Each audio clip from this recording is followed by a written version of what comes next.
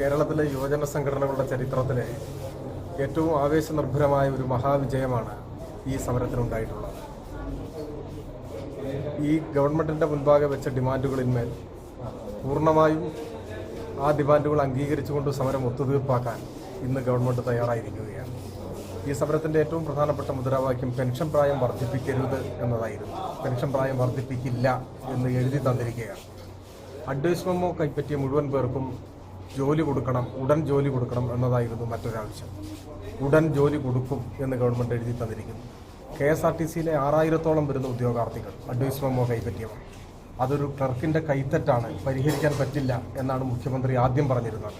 ഈ സമരത്തിൻ്റെ മുന്നിൽ ആ നിലപാട് മാറ്റി ആ കൈത്തെറ്റ് പറ്റിയത് ക്ലർക്കിനല്ല ഗവൺമെൻറ്റിനാണ് എന്ന് സമ്മതിച്ച് അടിയന്തരമായി തന്നെ അവർക്ക് ജോലി കൊടുക്കുമെന്നും 1 വർഷത്തിനുള്ളിൽ 5400 പേർക്കും ജോലി കൊടുക്കുമെന്നും സമ്മതിച്ചിരിക്കുകയാണ്.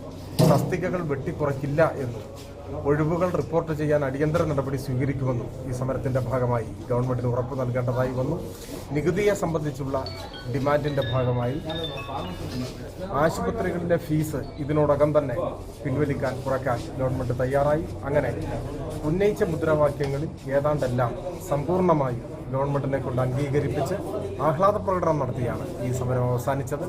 സമരങ്ങളെല്ലാം പരാജയപ്പെടുകയാണ് എന്ന സംഘടിതമായ പ്രചരണത്തിൻ്റെ മുൻപിൽ ഈ സമരത്തിൻ്റെ മഹാവിജയം സംഘടിത ശക്തിയുടെ കക്ഷി രാഷ്ട്രീയത്തിന് അതീതമായ കേരളീയ യുവത്വത്തിൻ്റെ മുന്നേറ്റത്തിൻ്റെ ചരിത്രഗാഥയായി എക്കാലവും ഓർമ്മിക്കപ്പെടും എന്ന കാര്യത്തിൽ സംശയമില്ല.